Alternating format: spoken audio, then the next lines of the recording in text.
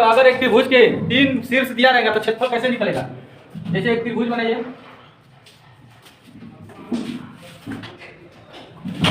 एक त्रिभुज A B C, इसका शीर्ष हो गया x1 y1, इसका हो गया x2 y2, इसका हो गया x3 y3, इसका क्षेत्रफल कैसे निकलेगा?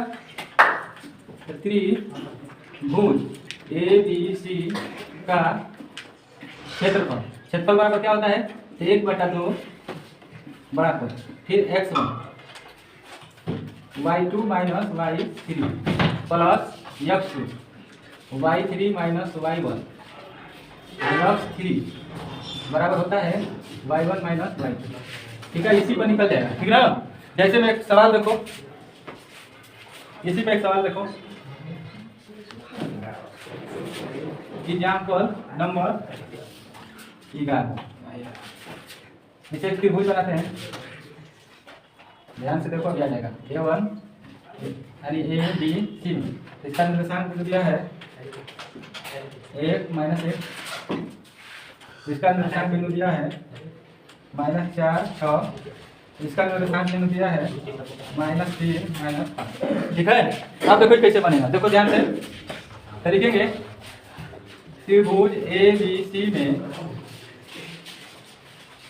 सी में शीर्ष ए का निर्देशांक x1 y1 बराबर क्या हो जाएगा?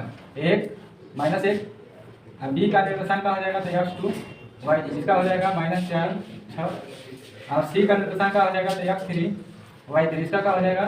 -3 -5 -3 5। ठीक है, तो लिखेंगे त्रिभुज ए बी सी का क्षेत्रफल, ए बी सी का क्षेत्रफल क्या हो जाएगा? 1/2 बड़ा कोष्ठ, क्या लिखेंगे? x1 y2 minus y3 x2 y3 minus y1 x3 y1 minus y2। यही वाला सूत्र है, मिला लो नीचे सूत्र था। अब देखिए, देखो x1 बराबर क्या है? -4 y2 माइनस y3, तो y2 कितना है? 6 x1 बराबर लिखा है ना? x1 में क्या है? सर वो b का मान दिया है, x1 अच्छा, बराबर b नीचे नहीं। लिखा है ना? ठीक, यहाँ वाला है, ये नहीं, ठीक, यहाँ से ये तो देखो x1 बराबर 1 6 और y3 बराबर -5, तो -5 प्लस 5 x2 बराबर -4, फिर y3, तो y3 बराबर -5 और y1 बराबर -1, तो -1 प्लस 1, फिर हो जाएगा x3, तो x3 बराबर -3 और y1, तो y1 बराबर -1 और y2 बराबर -6। ठीक है, देखिए अभी हम दवाई देंगे, सबको बताइए।